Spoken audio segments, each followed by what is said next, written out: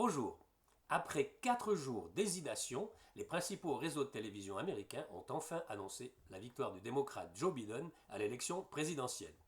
Mais les résultats sont serrés et laissent présager une période d'incertitude avec la possibilité d'une longue bataille judiciaire que souhaite Donald Trump. Alors, quels enseignements peut-on tirer des élections américaines pour les marchés? Les présidentielles américaines ont porté Joe Biden au pouvoir, mais sans majorité sénatoriale.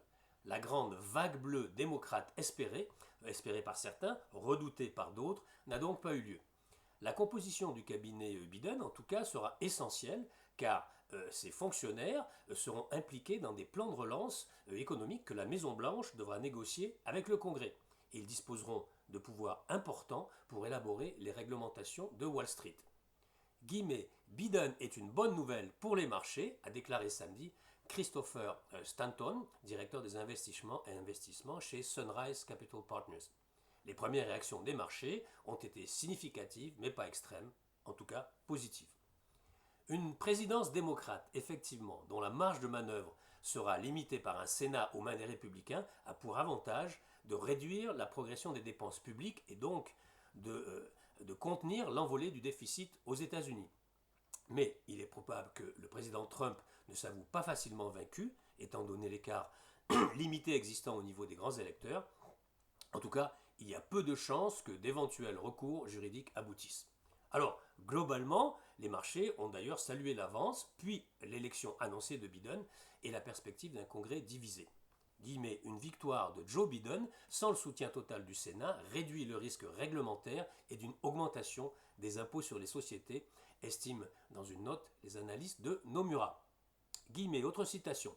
La cohabitation annoncée limitera les changements structurels prévus par les démocrates, dont une hausse des dépenses publiques financée en partie par une hausse des impôts sur les entreprises. Elle rend aussi plus difficile la mise en place de nouvelles réglementations dans le secteur de la santé et réduit, sans toutefois l'éliminer, ça réduit les probabilités d'une modification des lois antitrust dans le secteur du numérique, dans les secteurs du numérique. Il ne faut donc pas s'étonner que le résultat des élections ait été salué par Wall Street, analyse très bien François-Xavier Chauchat, qui est économiste et stratégiste chez Dorval. Cela dit, certains États ont été débordés par le déluge de bulletins envoyés par correspondance. Et si la justice s'en mêlait, comme en 2020, cela pourrait durer au moins des semaines, a déclaré à l'AFP Ed Foley, qui est spécialiste du droit électoral à l'Ohio State University. Un bis repetita de la contestation de l'élection présidentielle de 2000, c'était il y a tout juste 20 ans, lorsque le duel entre, vous vous souvenez peut-être, Al Gore et George W. Bush ne désignait aucun vainqueur. Il avait fallu à l'époque attendre des procédures judiciaires de la Cour suprême pour que Bush soit déclaré gagnant. Pendant cette période, le dollar a baissé fortement, l'or a grimpé, mais le S&P a reculé modérément, rappelle John Plassart de chez Mirabeau. En 2000, en tout cas, les résultats ont été attendus jusqu'à mi-décembre. On n'ose pas imaginer un tel scénario pour les marchés, tant cette fois les enjeux et les attentes sont élevés, souligne Saxo Bank dans une étude récente. Et autre aspect, cela pourrait encore ralentir le travail du Congrès, notamment concernant le nouveau stimulus, ajoute à juste titre Vincent Bois, analyste marché chez IG France. Alors, pour Vincent Chéniaud, qui est directeur de la recherche chez Generali Investments, si les démocrates ne remportent pas le Sénat, les chances d'une relance budgétaire importante, 2000 milliards de dollars ou plus, s'en trouvent fortement réduites. Cependant, un package plus petit, peut-être jusqu'à 1000 milliards de dollars versus 2000 milliards, reste possible dans un congrès divisé.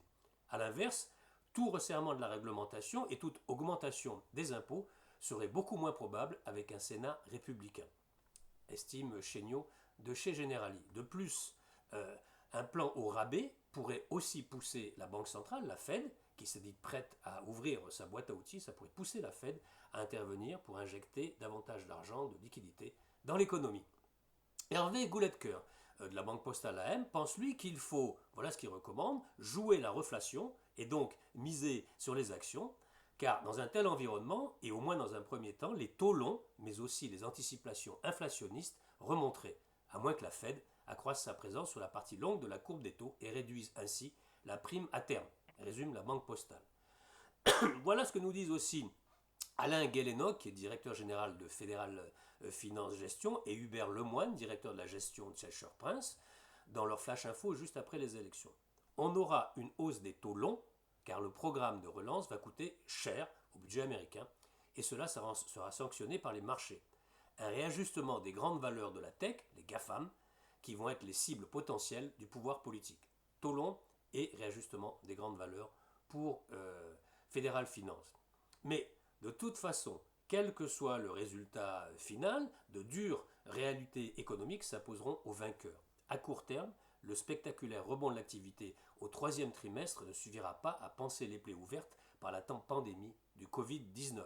L'économie américaine devrait se contracter d'au moins 5% cette année, souligne Valérie Plagnol, qui est fondatrice de Vision et Perspectives Conseil en investissement. Donc attention au ralentissement économique. Enfin, guillemets, sur le court terme, il est possible que la volatilité reste présente sur les marchés, du moins jusqu'au vote officiel du plan de relance budgétaire.